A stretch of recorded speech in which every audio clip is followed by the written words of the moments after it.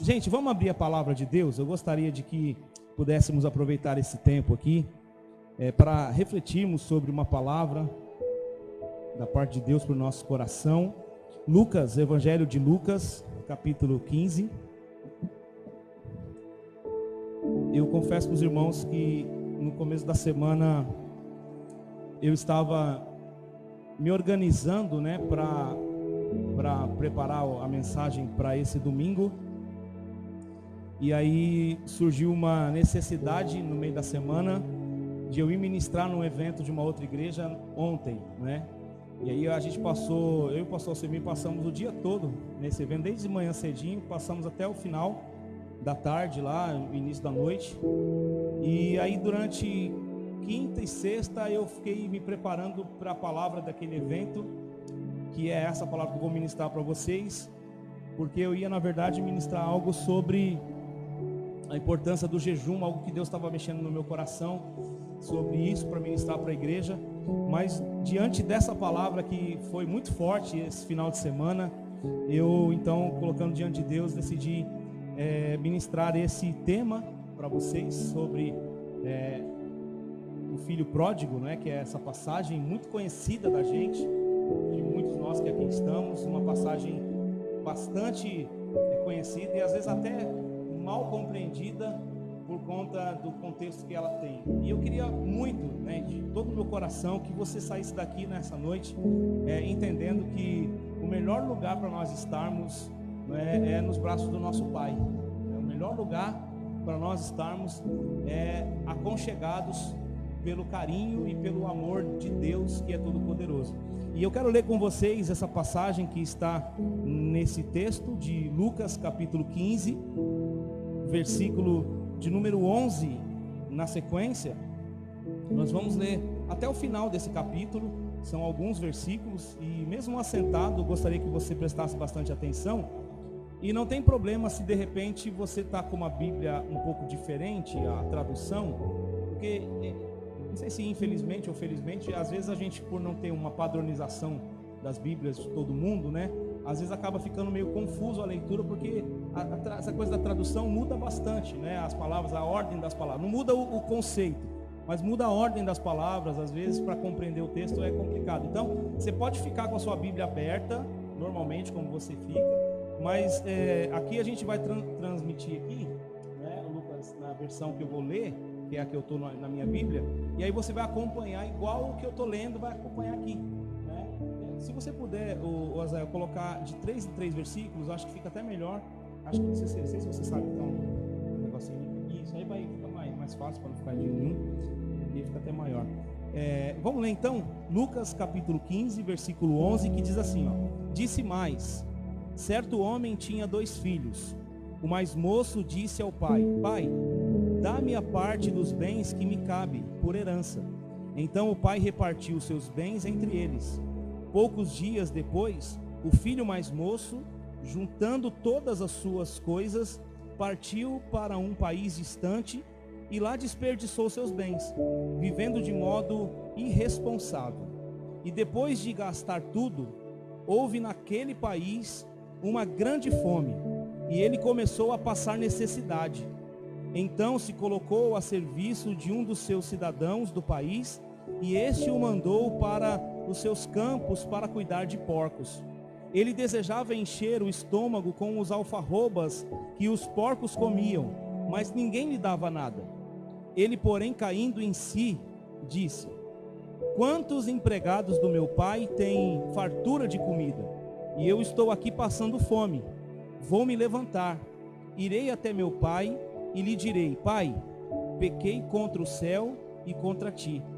Não sou mais digno de ser chamado teu filho. Trata-me como um dos teus empregados. E levantando-se foi para o seu pai. E estando ele ainda longe, seu pai o viu. Encheu-se de compaixão e correndo lançou-se ao seu pescoço e o beijou. O filho lhe disse: Pai, pequei contra o céu e contra ti. Não sou mais digno de ser chamado teu filho. Mas o pai disse aos servos: trazei depressa a melhor roupa e vestiu.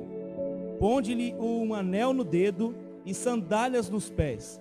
Trazei também o melhor bezerro e matai-o. Comamos e alegramo-nos, porque este meu filho estava morto e reviveu.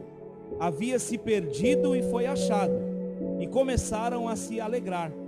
O filho mais velho estava no campo, e quando voltava, ao aproximar-se de casa, ouviu a música e as danças. E chamando um dos seus servos, perguntou-lhe: que era aquilo? Este lhe respondeu: teu irmão voltou, e teu pai matou o melhor bezerro, pois o recebeu são e salvo. Mas ele se indignou e não quis entrar. Então o pai saiu e insistiu com ele. Ele, porém, respondeu ao pai: há tantos anos te sirvo, e nunca desobedeci a uma ordem tua. Mesmo assim, nunca me deste um cabrito para eu me alegrar com meus amigos. Chegando, porém, este teu filho, que desperdiçou os teus bens com prostitutas, mataste para ele o melhor bezerro. Mas o pai lhe disse: filho, tu sempre estás comigo, e tudo o que é meu é teu. Mas era justo festejar e nos alegrarmos, pois este teu irmão estava morto e reviveu, havia se perdido e foi achado. Amém? Você pode, por favor, curvar sua cabeça? Vamos falar com Deus. Pai, nós te louvamos e bendizemos o teu nome nesta noite, Senhor.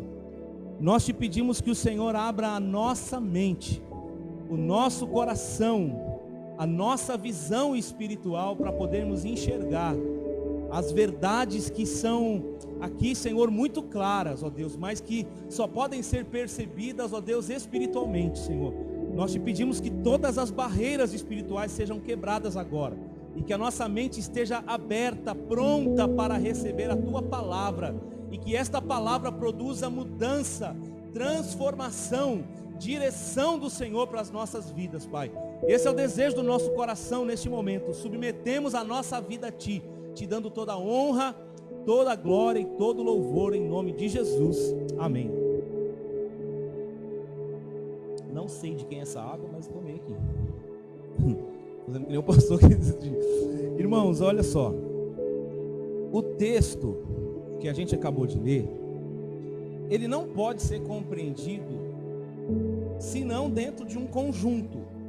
Não podemos pegar esse versículo, simplesmente essa história, essa parábola, e aplicá-la ela no seu todo, somente na parábola. Por quê?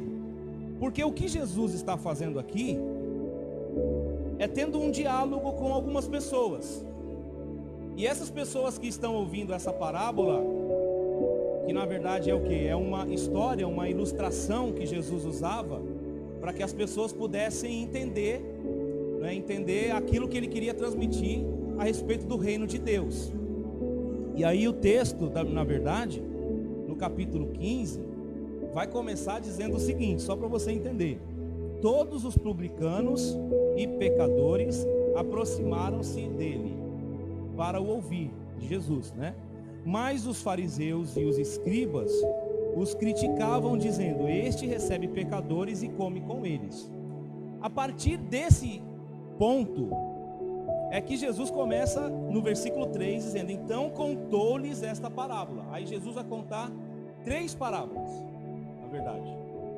Não é só essa do filho pródigo. Ele vai contar uma parábola que é conhecida como a parábola da ovelha perdida. E ele fala de um pastor que tinha 100 ovelhas. E esse pastor, ele deixa as 99 no aprisco, cuidada, segura. E ele vai até um lugar distante procurar por uma das ovelhas que se perdeu. Esse texto é muito interessante porque mostra o pastor indo atrás de uma ovelha que tem muito valor para ele, além, no meio das 99 que tinha, 100 ovelhas, as 99 são valiosas para o pastor, mas existe uma que estava perdida e que ele não vai abrir mão dela, e ele vai atrás dessa ovelha porque ele a ama, ele tem ela em alta estima, então ele vai atrás. E aí depois ele acha essa ovelha e ele traz de volta essa ovelha para o aprisco, e o texto vai narrar que vai ter uma alegria muito grande porque esse homem encontra uma ovelha que foi perdida.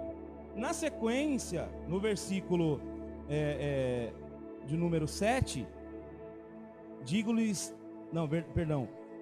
No versículo 8 vai dizer também uma segunda parábola, que diz assim: ou qual a mulher que tendo 10 dracmas, né, ou seja, uma moeda, né, equivalente a um dia de salário, né, dracma era uma moeda, quem tem, não é, 10 dracmas, e perdendo uma delas, não acende a candeia e não varre a casa, procurando com cuidado até encontrá-la.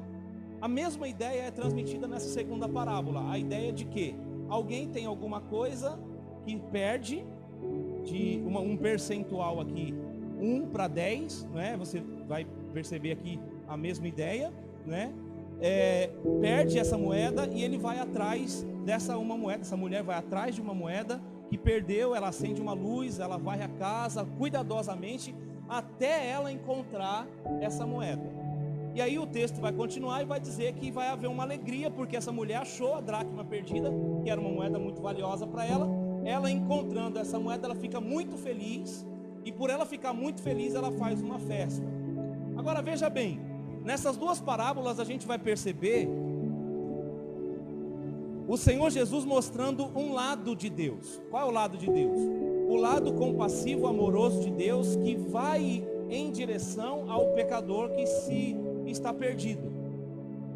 A dracma e a moeda, a dracma e a ovelha, representam o homem, o ser humano que estava perdido, e o pastor e também a mulher representam um Deus que vai atrás do homem perdido para resgatá-lo. Essa é a ideia central das duas primeiras parábolas. Só que na segunda parábola, também trazendo a mesma narrativa, ou seja, a mesma ideia do amor de Deus, de que esse amor encontra o homem perdido, agora não vai mostrar mais o lado de Deus, porque o lado de Deus é o seguinte: ele vê o homem perdido e Deus, por sua iniciativa, vai ao encontro do homem para resgatá-lo. Essa é a ideia das duas primeiras parábolas. E é lógico que existe um porquê de Jesus estar fazendo isso aqui, e depois você vai entender comigo. E aí a gente vai seguir aqui na lógica da parábola do filho perdido, o lado do homem, que é o lado do quê? O lado daquele que está perdido. Porque uma moeda e uma ovelha não dá para representar a pessoa perdida, o sentimento, a emoção e uma vida que se perde. Uma ovelha não tem uma expressão, uma moeda não tem uma expressão. Agora, quando o texto coloca aqui a figura de um pai, de 2 filhos, trazendo aqui uma ilustração de como é a manifestação do reino de Deus em relação ao homem perdido, a gente consegue compreender os dois lados dessa mesma moeda, se assim podemos dizer. O lado de Deus, que vai ao encontro do pecador perdido, e o lado de quem está perdido. Porque se você não percebeu, a parábola vai falar de um jovem que sai da sua casa, que vai para uma terra distante, desfrutar dos bens que ele tem, e ali ele se perde. É a mesma ideia. Por quê? Porque como a gente leu no versículo 1, o texto vai dizer que todos os publicanos e pecadores se aproximaram dele para ouvir. E em nenhum momento da Bíblia você vai perceber Jesus escorraçando pecadores. Publicanos e pecadores aqui são palavras, vamos dizer assim, pesadas, para dizer assim: Jesus está se aproximando, ou melhor, pessoas ruins, pessoas más, pessoas sujas estão se aproximando de Jesus. Jesus não fala nada. E quem critica Jesus aqui são os religiosos, os fariseus e os escribas, que eram os religiosos daquela época. Os homens que tinham uma prática religiosa, tinham a lei de Deus, a Torá, eles andavam nos caminhos de Deus, conheciam as escrituras da época, né, ensinavam as pessoas, como se fosse hoje, nos dias de hoje, o pastor conduzindo as pessoas, ensinando a palavra. Mas esses que estavam conduzindo pessoas, ensinando a palavra, estavam criticando Jesus, porque Jesus estava recebendo pessoas de má índole, pessoas que era rotulada pela sociedade como vagabundo, como pessoa ruim. Consegue entender? Esses caras criticam Jesus no começo do texto, e por causa dessa crítica, Jesus começa a dizer essa parábola, que tinha essas ovelhas, essas dracmas perdidas, mas Deus, olha que ele coloca, né? Deus vai ao encontro, mostrando pra gente que essa figura do pastor e da mulher era Deus indo ao encontro de alguma coisa que estava perdida, que significava aquelas pessoas que estavam perdidas, os pecadores e os publicanos. Agora veja bem, Essas pessoas rotuladas pela sociedade como indignas, essas pessoas estavam de fato buscando a Deus, enquanto os religiosos, que se diziam ser aqueles que deveriam estar buscando a Deus, não estavam criticando a Jesus, estavam com o seu olhar religioso sentenciando Jesus a um erro, dizendo: Jesus está fazendo algo errado, ele está aceitando pessoas erradas, Jesus está trazendo para perto de si pessoas que não vão dar nenhum benefício espiritual, que não vão mudar nada. Consegue perceber o que está acontecendo aqui? É exatamente esse contexto. É a mesma coisa de a gente se envolver, por exemplo, no meio do tráfico. A gente vai lá no meio do tráfico e começa a conversar com o traficante, começa a falar com prostituta, e a gente começa a falar de Jesus para ele. Muitas pessoas, até mesmo hoje, iriam nos criticar, dizer: mas você é louco, você vai ficar no meio de traficante, no meio de prostituta, falando de Deus para essas pessoas? Sai dessa. Mas na verdade essa é a essência do Evangelho. Essa é a essência da palavra de Deus. Mostrar que Deus, ele veio resgatar as pessoas que estão de fato perdidas. Agora, veja bem, a parábola vai mostrar essa figura familiar de um homem com 2 filhos. Por quê? Porque vai mostrar nessa história o filho mais moço, que é o mais novo, ele decide sair da sua casa. O texto é bem claro e diz o seguinte, versículo 12: Pai, ele disse ao pai, dá-me a parte dos meus bens que me cabe por herança. Então o pai repartiu seus bens entre eles. Agora pensa comigo, dentro desse cenário de uma cultura judaica, um filho chamar o pai e pedir a herança é o mesmo que dizer assim: pai, para mim você morreu, porque herança só é dada depois que morre, certo? Herança só é repartida entre os herdeiros depois que a pessoa morre. Hoje ainda existe a possibilidade, por exemplo, o pai morre, a mãe fica com os bens, a mãe pode dividir já, mas nessa época não tinha esse tipo de coisa, era só realmente depois da morte. Por quê? Porque dentro do acordo, da cultura e da lei de Deus era assim que funcionava. Então quando aquele filho diz: pai, me dá a minha parte que cabe a mim da herança, em outras palavras ele estava dizendo, não só com ações, não só em pensamento, mas também na prática e em palavras: pai, para mim você morreu. Pai, para mim você não tem nenhuma consideração. Me dá meu dinheiro que eu quero ir embora, não aguento mais viver nessa casa, não aguento mais viver nesse contexto aqui, dessa fazenda. Para mim já deu, eu quero me aventurar, eu quero conhecer o mundo, eu quero entender como é que é lá fora, eu quero viver, eu quero aproveitar a vida, eu quero curtir. Afinal de contas eu sou o mais moço, eu tenho muita vida pela frente, eu tenho coisas a desbravar por esse mundo, eu quero conhecer. E esse filho aventureiro, ele não somente desonra o seu pai, como ele também desrespeita o contexto da família e também os princípios do próprio Deus que já estavam estabelecidos para aquele povo ali. Só que o interessante, irmãos, é que o pai teria todo o direito de dizer para ele o seguinte: meu filho, olha só, que fique bem claro para você aqui, eu não morri ainda, portanto se você realmente quer ir embora, vaza. Você não vai ter meu apoio, você não vai ter meu dinheiro, eu não vou financiar a sua desgraça. Mas veja bem, irmãos, se o pai fizesse isso, esse moço que já estava decidido a sair, ele iria sair ou não? É óbvio, ele ia sair. Com dinheiro ou sem dinheiro, ele queria ir embora. A questão não é o dinheiro. E o pai sabe que se ele desse dinheiro, o filho ia se destruir. Se ele não desse, o filho ia se destruir. Então, quem sabe eu dando dinheiro, ele não vai sofrer tanto. Ele vai administrar esse dinheiro, vai tentar fazer a vida dele de uma forma, sei lá, honesta, vai viver os princípios que aprendeu dentro de casa e de repente ele vai se dar bem lá fora. Poxa, por que não?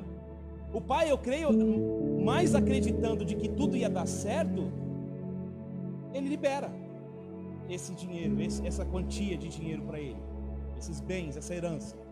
Agora veja bem, isso aqui é a parábola, mas ela tem um significado para nós. Ela está mostrando que esse pai, ele respeita essa decisão do filho, ele respeita esse acordo que o filho fez consigo mesmo de sair, de desbravar o mundo, de ir embora, mesmo entendendo que a forma como o filho está fazendo é completamente errada e não estando de acordo com aquela decisão. Ele respeita o filho e vai. Isso mostra o que dentro dessa parábola que a gente está pensando aqui? Aquela ideia de que Deus nos deu essa liberdade de tomarmos decisões, de seguirmos o caminho que desejamos, lembrando-nos sempre de que haverão consequências sobre as nossas decisões. E não é diferente nos dias de hoje. Todos nós somos livres, inclusive, para não sermos crentes, para abandonarmos a igreja e vivermos do nosso jeito.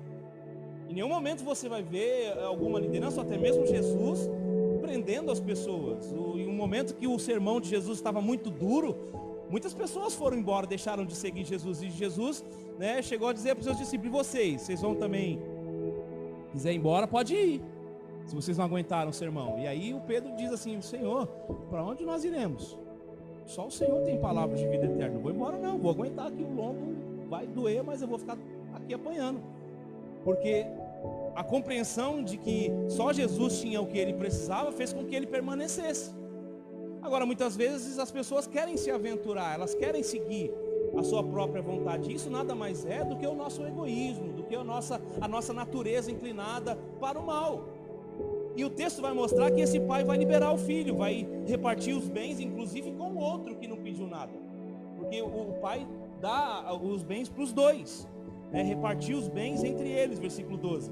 E o versículo 13 vai dizer que poucos dias depois, o filho mais moço, ajuntando todas as suas coisas, partiu para um país distante e lá desperdiçou seus bens vivendo de modo irresponsável.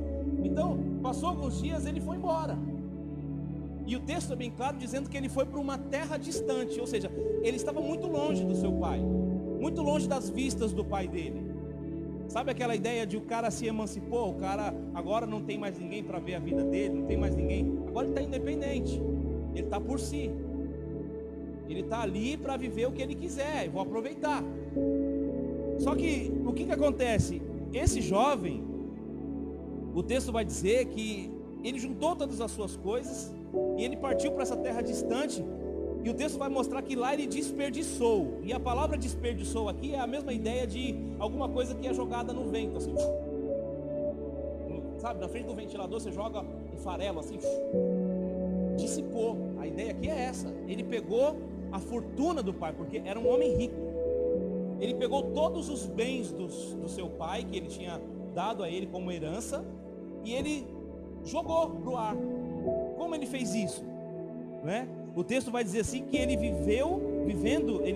lá ele desperdiçou os seus bens, como? Vivendo de modo irresponsável. Aqui, irmãos, essa palavra irresponsável é a ideia de que ele viveu uma vida dissoluta, uma vida que não tinha regras.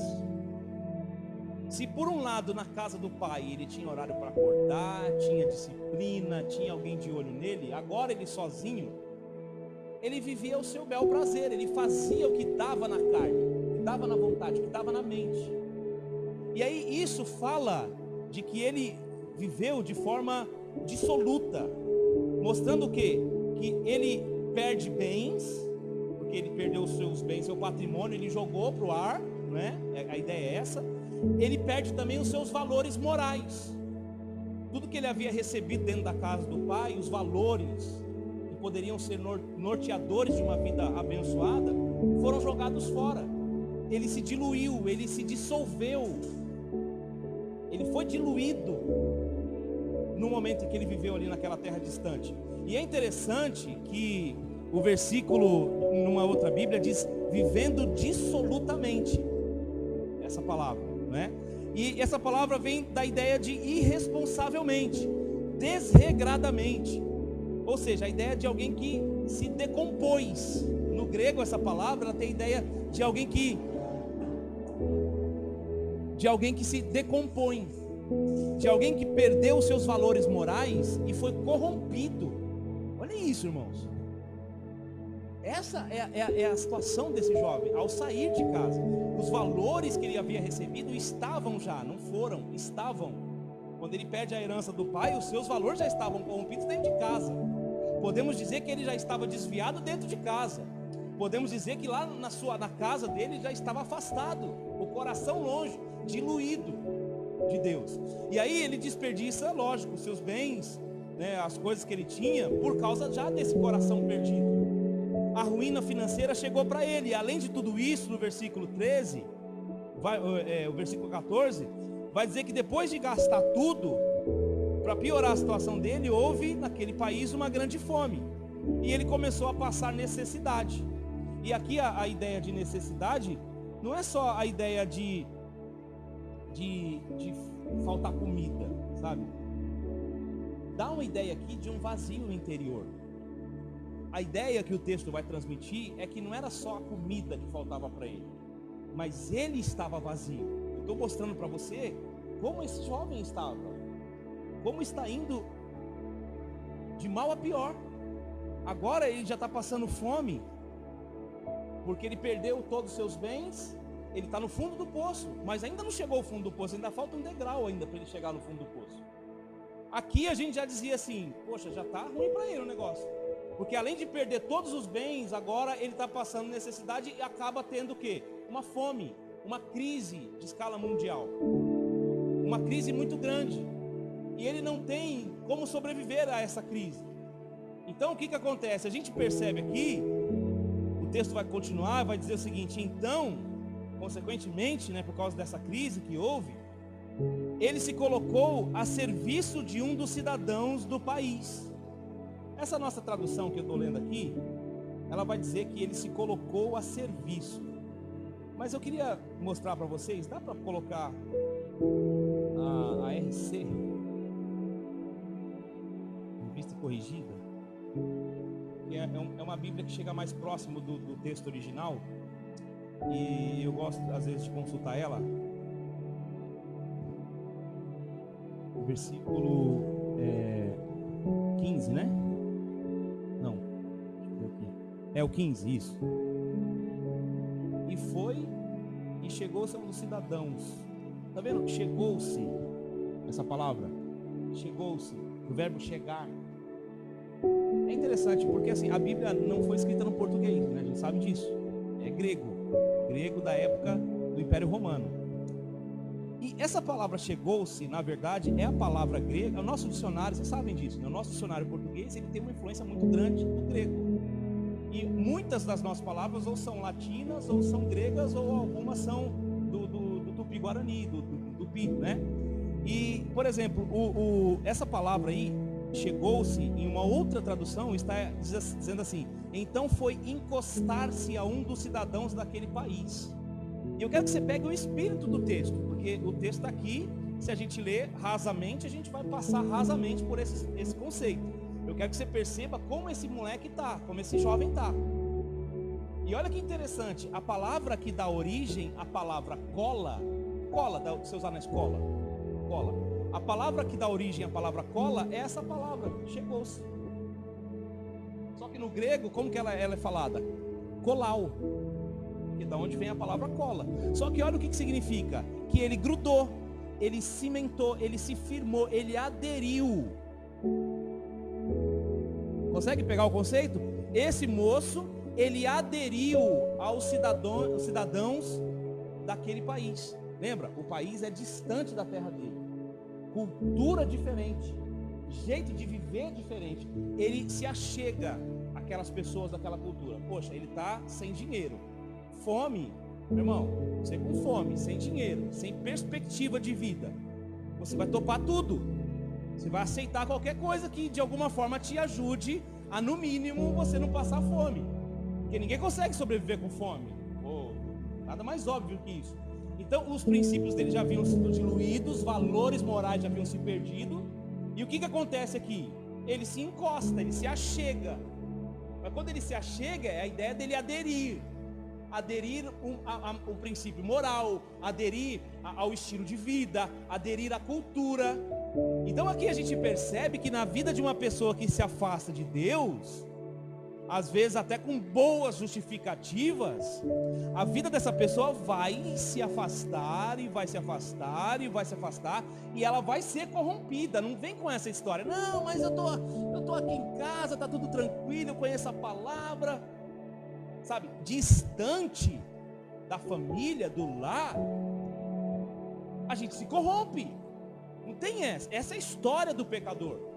E essa história aqui não é a do filho pródigo, é a história do homem, da humanidade. O homem afastado de Deus, da família da fé, contexto de família, esse homem se corrompe, ele adere às coisas que o mundo tem. Ele cruza, você já foi fazer um bife numa panela que é ruim, que não tem o anti-aderente? Cara, é muito ruim, o bife gruda tudo, você fica com aquela espátula, a panela fica toda marcada, fritar um ovo é horrível, cara, muito ruim. Tem que ter o anti-aderente, né? E esse camarada, ele vai aderir a tudo que é ruim. E olha como isso é uma verdade, porque está dentro do contexto, a gente vai ver aqui, e vai fazer todo sentido. Na cultura dos judeus, se come porco? Não, porque um judeu, ele entende que a carne do porco, isso entende, não é porque ele acha isso, é porque pela lei mosaica, a lei de Moisés, já foi dito lá para eles que eles não deveriam comer ou cultivar a carne suína, que é um animal conhecido como impuro na cultura deles. Então, eles nem cultivavam, eles nem cuidavam de porcos, eles não tinham porcos. Tanto é que todo judeu, geralmente, ele é alguém que cuida de bois, de vacas, né, principalmente de ovelhas, de bodes, desses animais. Um judeu jamais coloca um prato com uma bisteca para almoçar. Jamais, em qualquer lugar do mundo. Mesmo que ele esteja fora da sua cultura, você pode reparar isso. O judeu não come carne de porco. Até hoje é assim. O judeu que eu falo, não alguém de Israel, é diferente. O judeu que pratica o judaísmo, que é a religião do povo daquele lugar, de Israel. Agora, tem israelita que é até muçulmano, né? A questão não é a nacionalidade, mas é a religião. Então, aqui, o que a gente percebe? Esse jovem, ele foi fazer o quê? Então, ele se encostou, né, naquele pessoal e procurou serviço, né, com um dos cidadãos do país. Se quiser voltar para o 21. E este o mandou para os seus campos para cuidar de quê? De porcos. Aqui, meu irmão, eu cresci cuidando de ovelhas. Mas agora na situação que eu estou, meu irmão, vale tudo. Eu vou cuidar de porco. E a palavra cuidar aqui é a palavra apacentar. E apacentar, que é a ideia usada para você cuidar de ovelhas, essa palavra tem a ver com alimentar. Ele foi para aquela cidade, para aquele lugar, aderiu à cultura daquelas pessoas e ele começou a alimentar porcos. Essa era a função que ele tinha. Agora olha só. Cuidar de porcos, versículo 16. Ele desejava o quê? Encher o estômago com as alfarrobas que os porcos comiam, mas ninguém lhe dava nada. Pensa, irmãos, ninguém dava nada para ele. Mesmo a comida do porco era uma coisa que ele não podia comer, que era uma comida barata, que era uma comida assim, não é que nem hoje aquelas lavagens que a gente vê, não é aquela nojeira toda, é ruim também, é sujo também, mas não era como isso. A alfarroba era tipo uma vargem grande assim, e tem vários caroços que dali debulha e faz uma comida, né, para o porco. E aqueles restos, aquelas coisas que estavam ali, ele desejava comer aquilo, tanta fome que ele estava. Ou seja, ele iria não somente cuidar de porco, mas ele ia se igualar, se nivelar aos porcos. Ele já estava disposto a isso, mas ele foi tão humilhado que nem digno de se igualar aos porcos ele foi. Ele foi tido aos olhos da sociedade daquele lugar como alguém inferior ao porco, onde o porco merece comer, você não. Olha isso, irmãos. E para ele que conhecia que o porco era um animal impuro, aquilo mexe com ele, aquilo toca na ferida dele. Aí é o que chega no versículo 17, que diz: ele porém, olha isso, irmãos, caindo em si disse, olha o que ele disse: quantos empregados do meu pai têm fartura de comida, e eu estou aqui passando fome.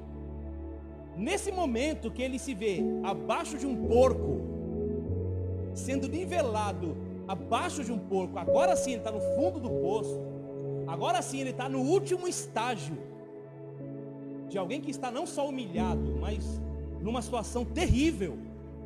Agora sim a sua mente é iluminada. Irmãos, lembra que eu comecei falando para vocês que as duas parábolas mostram o quê? O lado de Deus indo ao encontro do homem. Sabe, algumas pessoas pegam essa parábola e diz assim, tá vendo, ó, ele caiu em si. Por si só, ele percebeu que estava tudo errado com ele. Não foi por si só, irmãos. Eu não posso estabelecer uma doutrina por causa da falta de um argumento. Isso aqui é uma parábola. A parábola não pode ser concluída sem o contexto. Irmãos, o que é necessário para um homem sair da miséria do pecado? O que é necessário, né? O que é necessário para o homem sair? Primeiro, nós não saímos da miséria do pecado por nós mesmos. Nós não conseguimos nos levantar de uma situação como essa. Sabe por que eu estou dizendo isso, irmãos? Porque esse quadro aqui desse homem é o meu quadro, é o seu quadro, é a sua desgraça, é a minha desgraça. Eu estava assim, você estava assim, miserável, desgraçado, perdido. E não adianta falar para mim, pastor, você tem que aliviar, porque o pessoal vai acabar saindo da igreja. Irmãos, essa é a realidade. O homem sem Deus está perdido. O homem sem Deus precisa ser encontrado, ele está perdido. E a pessoa que está perdida precisa ser achada, porque ela por si só não vai encontrar saída. O texto mostra essas duas faces de Deus, indo atrás do pecador. E aqui, por obra do Espírito Santo, por causa do que esse homem havia recebido em sua casa, em seu lar, ministrações do Pai, ensinos da família, princípios e valores que ele tinha perdido, mas que ele já teve um dia no seu coração, ele cai em si. Não é por acaso que ele cai em si. O cair em si aqui, irmão, sabe o que significa? Ele olha para cair, é uma ideia de a pessoa ir até si mesmo. Ele vai até ele mesmo. O moço, ele olha para dentro de si. É como se ele olhasse no espelho e fizesse uma reflexão de vida e falasse, caramba, meu, olha como eu estou. E não é fisicamente. Você já falou com você mesmo? Eu estava lá, o pastor falou isso lá, né? Estou até imitando o pastor lá. Você já falou com você mesmo? Caramba, como eu estou gordo. Eu olho às vezes no espelho e falo, cara, eu estou muito barrigudo, cara, né? E aí eu fico, caramba, eu era magrinho, eu era um palito. Às vezes a gente fala com a gente mesmo, a gente, poxa, será que vai dar certo isso? Você está falando com você mesmo, com você e sua mente. Esse rapaz, ele estava aqui, caindo em si, ele estava indo para dentro de si. Sabe por quê, irmãos? Não tem como você ter uma experiência com Deus, você contemplar a face de Deus, sem você olhar para você e perceber a sua realidade. Esse homem aqui, ele é o exemplo de alguém, porque no primeiro momento mostra a ação de Deus, aqui mostra a ação do homem pecador, do homem perdido. Esse homem perdido, ele começa a pensar, peraí, existe um Deus, existe um Pai, ele tem princípios e valores e eu quebrei isso, porque ele vai continuar aqui. Ele, porém, caindo em si, disse, quantos empregados do meu pai têm fartura de comida, e eu estou aqui passando fome. Ou seja, tem pessoas que são empregados, não são filhos, são empregados do meu pai e estão comendo bem, estão passando bem, inclusive agora nesse momento de escassez.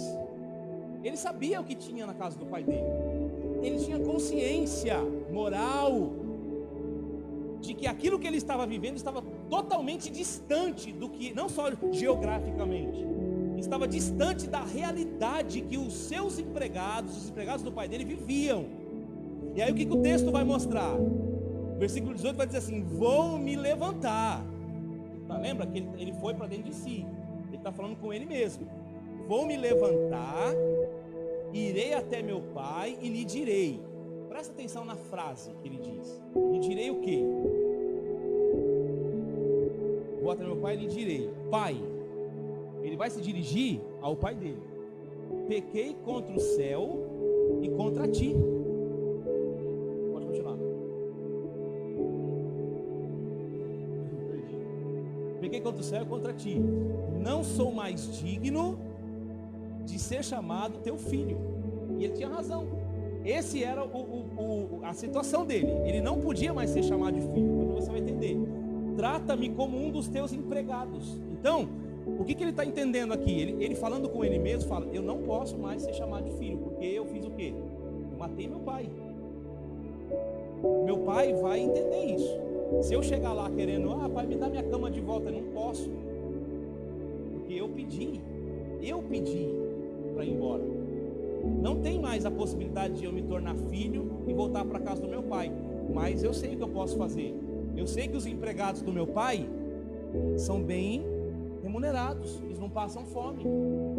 Eu vou me oferecer para trabalhar lá, porque é melhor trabalhar lá do que trabalhar com porco. Sabe, a reflexão desse jovem é a reflexão de quem está indo na direção da vontade de Deus. O pai nunca quis que o filho se afastasse, mas por outro lado, o pai sempre quis que o filho estivesse do seu lado.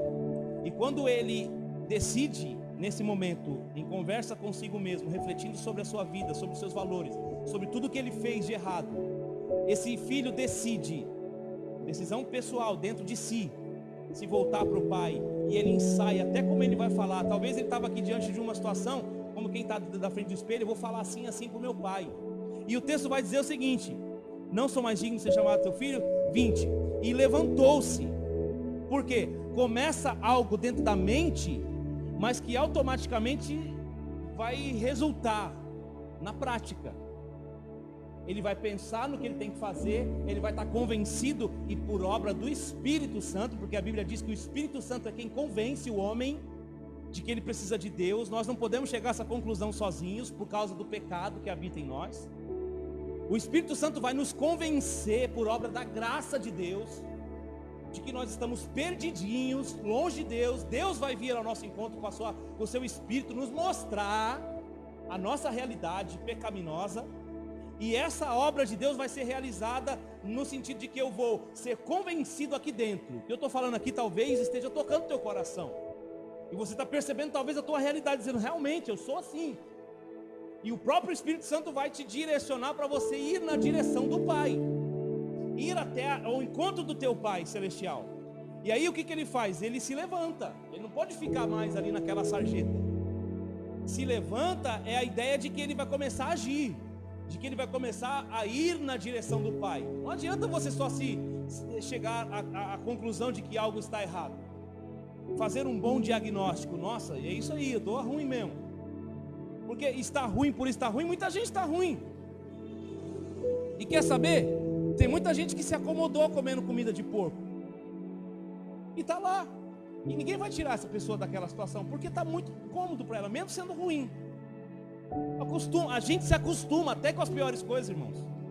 A gente se acostuma até com as coisas erradas, e a gente vai seguir no barco, até que a nossa vida venha afundar. Mas o que esse homem faz é se levantar. E o texto do 20 diz assim: e levantando-se foi para o seu pai. Ele não foi para qualquer lugar, ele foi para o pai, estando ele ainda longe. Olha que lindo isso, irmãos. Eu quero que você visualize esse cenário. Estando ele ainda longe, no cenário de um campo muito grande, um cenário muito lindo. O pai, versículo 20, seu pai o viu, encheu-se de quê? Você pode repetir ali? Encheu-se de? Pode falar alto. Compaixão. Sabe o que é compaixão? É a ideia de alguém que se coloca no lugar. Tem uma outra palavra para isso, esqueci agora. Empatia. O pai, ele vê o filho ao longe vindo. O pai se enche de compaixão. O pai se coloca no lugar do filho. Sabe, irmãos, esse aqui é o cenário do perdão. Esse é o cenário da transformação. Esse é o cenário que começa a mudança. Porque talvez o filho pensou: cara, eu vou tomar uma lambada do meu pai. Vai falar um montão para mim, mas eu vou ter que me submeter a isso. Eu vou me humilhar, porque não dá para passar fome, não dá para ficar desse jeito. E alguns vão até falar assim: não, pastor, esse arrependimento não é verdadeiro, porque esse arrependimento é por causa da fome. E eu vou dizer para você que não. Esse aqui é o reflexo da vida humana. Muitas vezes as piores crises das nossas vidas faz a gente olhar para dentro de si. Muitas vezes uma crise, falta de alguma coisa física para comer, faz a gente pensar que a vida é curta, faz a gente pensar nas coisas eternas. E esse rapaz está pensando nas coisas eternas. E sabe por quê? Porque o texto vai continuar e diz assim: e o filho, cheio de compaixão, 20 ainda, e correndo lançou-se ao seu pescoço e o beijou. O pai tomou toda a iniciativa, ele foi ao encontro do pai, ou melhor, do filho. O filho estava sujo, estava maltrapilho, estava todo craquelado, mas o pai vai ao encontro do filho, o abraça na altura do pescoço e beija seu filho, numa atitude de amor e de compaixão tão profunda, mostrando que o Deus que vai ao encontro do pecador, ele vai para buscar mesmo, para resgatar. Porque talvez você pense, ele estava longe lá. Não, ele não estava sozinho lá longe. Deus estava com ele naquela miséria. Sabe como? Com o seu espírito, despertando a mente dele. Acorda, cara, sai dessa situação, sai disso aí, meu. O Espírito Santo manda pessoas para falar com você em vários lugares que você está. Às vezes você está num lugar que não tem nada a ver com igreja, não tem nada a ver com crente.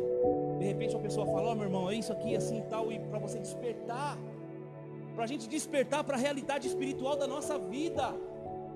Porque o amor de Deus, ele é muito grande por nós.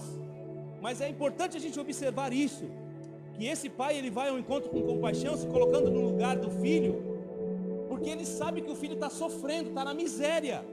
E aquele pai tinha todo o direito, de novo, de dar-lhe uma lambada, ou não tinha? Tinha todo o direito. Mas não, ele prefere receber o filho, sem passar na cara, sem jogar na cara. A gente faria isso, a gente passaria na cara, a gente não ia perder a oportunidade. Agora ele vai ouvir: eu te falei, né? Porque primeiro, no começo, a gente teria falado também, e no final o pai não fala, o pai dá sem falar nada, e na volta recebe sem falar nada, porque ele simplesmente quer que o filho agora volte com uma nova experiência. Sabe o que isso aqui mostra para mim, irmãos? Segunda chance, segunda oportunidade, nova vida. E aí o que acontece? O filho diz: pai, pequei contra o céu e contra ti, não sou mais digno de ser chamado teu filho. Veja bem, irmãos, pequei contra o céu. Por que ao se dirigir ao pai ele fala que peca contra o céu? Porque todo pecado que eu cometo contra alguém, qualquer pessoa aqui, se eu ofender o Azael, eu não estou ofendendo só o Azael, porque o Azael é criação de Deus, ele foi criado pelo Senhor, ele é a imagem e semelhança de Deus. Quando eu ofendo o Azael, eu estou ofendendo Deus também, porque Deus o criou e ele pertence a Deus. E se eu mexo com o Azael, eu estou mexendo com Deus. Então todo pecado, irmãos, que nós cometemos, mesmo que seja na esfera humana, é um pecado direto contra Deus. Porque primeiro pecamos contra ele, depois contra o nosso próximo. É o inverso. A gente pensa que machucou a pessoa, machucamos o coração de Deus. E esse jovem, ele percebe que ele peca contra os céus primeiro. Ele ofende o coração de Deus com a atitude de desonrar o pai. Isso mostra a realidade do pecado, que nós no pecado estamos em desarmonia, estamos em ofensa direta contra Deus, o Deus que criou todas as coisas. O pecado nos separa de Deus, o pecado nos leva para a miséria, o pecado nos destrói, e nós somos dignos de condenação, porque o mesmo Deus que na mesma medida ama, na mesma medida é justo e faz justiça contra o pecador. A justiça de Deus foi ofuscada por causa do seu amor? De forma alguma. A justiça de Deus foi realizada, sabe em quem? Em Jesus Cristo. Jesus morreu por causa dos nossos pecados. Jesus pagou a sentença dos nossos pecados, e por causa de Cristo recebemos o perdão. E essa mensagem aqui é para dizer para aqueles homens, lembra do começo do texto? Jesus está recebendo pecadores, cara. É isso mesmo, Jesus está recebendo pecadores. Essa é a mensagem do Evangelho. Vocês deveriam receber também os pecadores. Jesus está dizendo para aqueles homens religiosos: vocês deveriam estar com as portas abertas da igreja para receber as piores pessoas.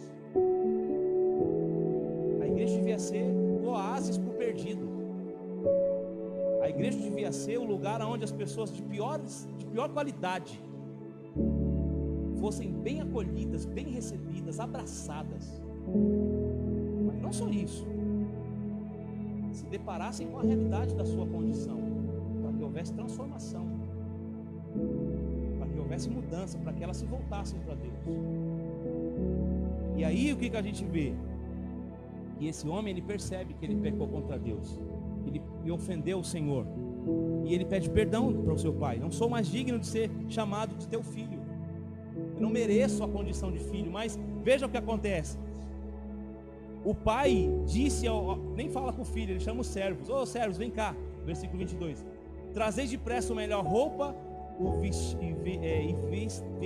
vestiu, ponde-lhe o anel no dedo e sandálias nos pés.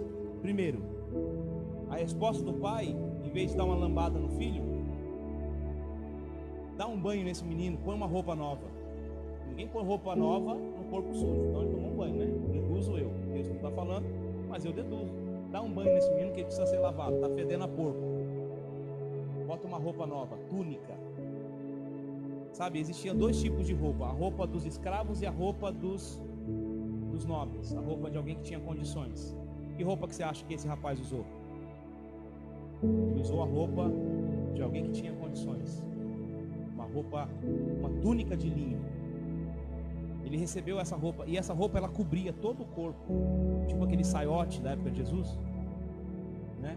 Recebeu uma roupa que cobria, mostrando o que? A limpeza e a cobertura de uma nova roupagem para aquele homem. Ele estava agora sendo coberto, ele estava agora sendo, irmãos, esse texto é tão forte. Quando você pega Gênesis capítulo 3, o texto fala que depois do homem ser repreendido pelo Senhor, Gênesis 3, versículo 18, se não me falha a memória, deixa eu confirmar aqui. Gênesis 3, versículo 21, diz assim: e fez o Senhor Deus a Adão e a sua mulher túnicas, ou seja, roupas de peles, e os vestiu. Vestiu aqui, cobriu a nudez do pecado deles, cobriu o corpo deles. Deus fez roupas de peles.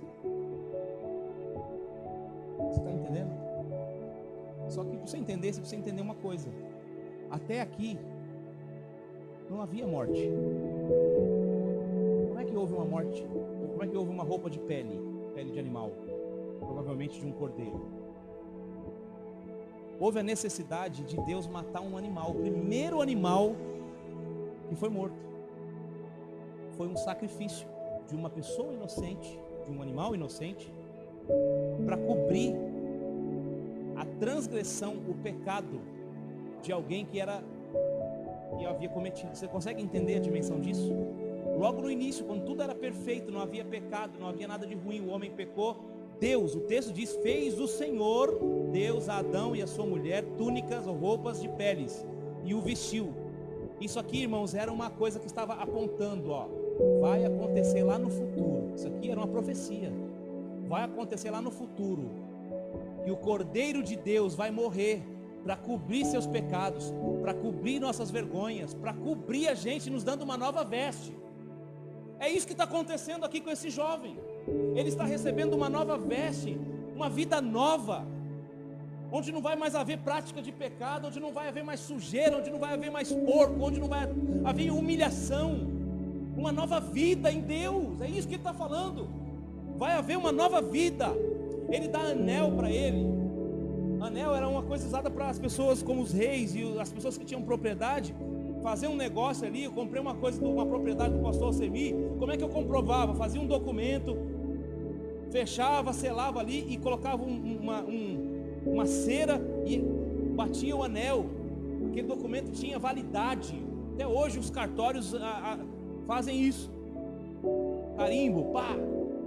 Anel significava isso, autoridade. Sabe o que estava acontecendo aqui? Ele não ia ser um empregado, ele era filho. Ele estava sendo restituído à posição de filho. Ele estava sendo restituído à posição que ele deveria estar antes e que ele abandonou, mas Deus o restituiu por graça. E Deus diz a ele o seguinte: olha, você vai ter autoridade para negociar as coisas aqui de novo. Ou seja, como filho, você vai poder negociar em meu nome, com o meu anel. Toma aqui meu anel. Você vai voltar por cima, não é por baixo. A todos quantos creram, João 1:12, foi-lhes dado o poder de serem chamados filhos de Deus. Todo mundo que crê em Jesus é dado o poder, a autoridade de Deus é sobre nossas vidas, para nós sermos chamados de filho de Deus. Esse é o poder que Deus nos dá, de sermos filhos, de sermos dignos de assentar na mesa e comer o melhor dessa vida espiritual que Deus tem para nós. Não vamos estar no nível de assalariados, com todo respeito, mas o relacionamento que o pai quer com esse rapaz é com o filho, sentar à mesa, viver na comunhão, e depois ele dá sandálias. O escravo andava descalço, dono de propriedade andava com sandálias. Sandálias eram apertadas com as suas com os laços ali de couro, né? Eram apertados para quê? Para trazer firmeza aos pés quando a pessoa andava de forma ereta, firme, com uma postura de alguém que é filho, para ele ter dignidade também no andar, na forma de passar pelo campo, para os seus pés estarem protegidos, para que ele pudesse, né, sair cumprindo a missão dele de vender, de negociar para o pai. Sabe, isso fala de serviço. Ele foi restituído como filho para servir, para ministrar, para abençoar, para fazer as coisas em nome do pai. Filhos, somos filhos de Deus. Essa é a nossa dignidade, não é por causa do que nós fizemos, mas pelo que Deus fez. E o texto vai finalizar dizendo que ele vai mandar matar um cordeiro, um bezerro, perdão, e vai ter uma festa. Uma festa. Eu quero concluir aqui com esse encerramento que o texto vai dar. Não vou abordar muito com detalhes, mas eu quero que você preste atenção só nesse finalzinho. Depois desse momento, o filho mais velho volta do campo e ele fica vendo aquela festa toda na casa. Chama o empregado: o que está acontecendo, cara? Um dia diferente hoje, festa. Estamos comemorando o que mesmo? Não, é que o teu irmão voltou. O irmão voltou. Ué, e o teu pai mandou matar o melhor bezerro para ele. E aí o irmão não quer nem entrar, não, vou entrar, não, você é louco, não vou entrar não. Porque o irmão achou a coisa mais injusta.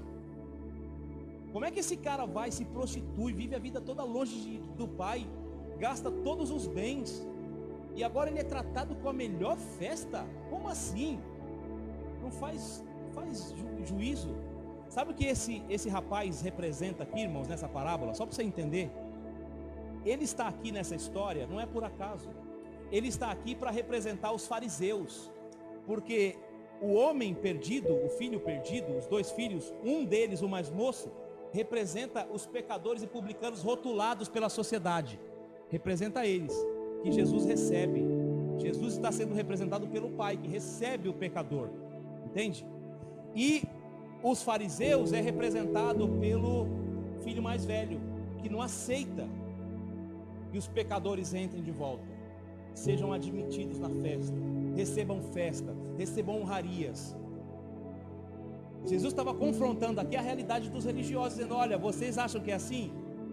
Vocês estão agindo como esse filho. E aí o texto vai mostrar que o pai sai para fora da casa e vai insistir com ele: não, filho, entra lá. Você não está entendendo a dimensão. Sabe, é você convencer o crente de que a missão dele é ir para o mundo, não é ficar na igreja, no conforto da minha vida cristã. Eu venho no domingo, cultuo a Deus e fico na minha casa na semana. Aqui ele está mostrando para os fariseus e para os escribas: olha, a nossa missão é lá fora, nossa missão é com os perdidos, nós temos que ir atrás dessas pessoas. É isso que ele está dizendo. Então, ó, esse meu filho estava morto, mas reviveu, estava perdido, mas foi achado. Se alegra comigo, eu estou feliz com isso. Deus está feliz com mais um louco que chega na igreja. Deus está feliz. Por que a gente não vai ficar feliz também e vai se alegrar e fazer até festa? Por que a gente não vai atrás dos perdidos? Por quê? Se Jesus nos chamou para isso. E essa é a beleza do Evangelho, que não vai rotular ninguém, que vai colocar todos no mesmo barco e vai dizer: olha, eu morri por todos vocês, e quem me aceitar e quem cair em si no meio da vida aí, se voltar para a casa do Pai vai ser recebido. Não importa se você tinha 15 anos de igreja, você caiu, não importa. Não importa se você nunca frequentou igreja e você caiu, você está no pecado, você se reconhece nesse cara aqui. O que importa é a gente se reconhecer nele, se enxergar nesse moço. E dizer: Deus, pequei contra o céu, pequei contra o Senhor. Meu problema não é a bebida, não é a pinga, não é o vício, a prostituição. O problema não é isso. Isso também é problema. Mas o problema é que eu pequei contra o Senhor. Deus, me perdoa. Não sou nem digno de ser chamado filho mesmo, mas faz o que o Senhor quiser. E a conclusão de tudo isso, meus irmãos, sabe, é a coisa mais louca. Deus me aceita. Cara, que loucura. Deus me aceitou, irmão. Quando eu olho para a minha vida, eu fico me lembrando quando eu tinha 17 para 18 anos. Muito louco, fumando maconha atrás do muro de uma esquina lá. Perdidão da vida, cara. Tinha lá minha religião, mas não vivia aquilo que eu era na época. Perdidão. E Deus veio ao meu encontro, não foi eu que. Ele veio ao meu encontro, me apresentou essa mensagem. A única coisa que eu fiz é: olha, Deus, eu quero isso para mim. O que eu preciso fazer? Não faz nada, só me segue. Só me segue. Você acredita? Então me segue, vamos embora. Larga tudo isso aí, larga essa maconha, larga tudo isso aí, vamos embora. Numa aventura de vida. Viver pela fé, acreditar que Jesus vai voltar. Que loucura, cara. Acreditar que eu sou amado por Deus, um Deus que não posso nem ver, me relacionar com alguém que não dá para ver. Que loucura, cara. Mas é isso. Viver pela fé. Um Deus que me encontrou quando eu estava perdido. Sabe, todas as respostas para a nossa vida estão nessa palavra. Estão nos braços do Pai, sabe? Jesus morreu com os braços abertos para dizer assim: olha, eu te amo. Eu te amo. Eu te amo. Fique em pé.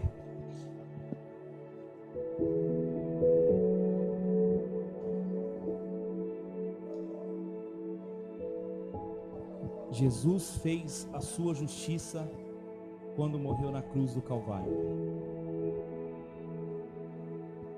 Já começou o dia do juízo final.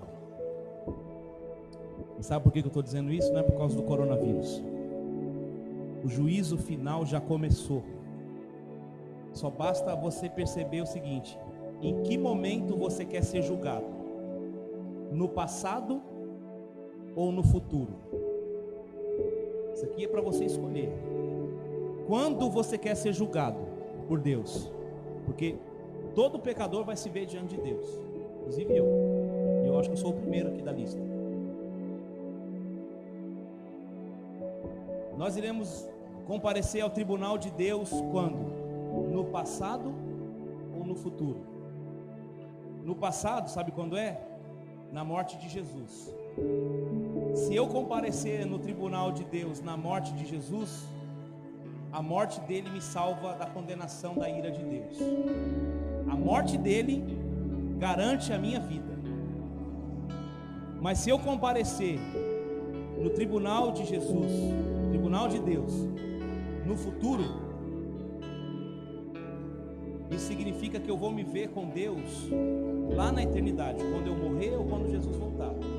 E aí não vai ter mais chance para eu me apropriar do que Jesus fez. Eu vou ter que me garantir com as minhas obras. Só que eu quero lembrar vocês que as nossas obras não servem, não nos salvam. Qual é a sua decisão? Qual é a sua decisão? Feche seus olhos, vamos orar.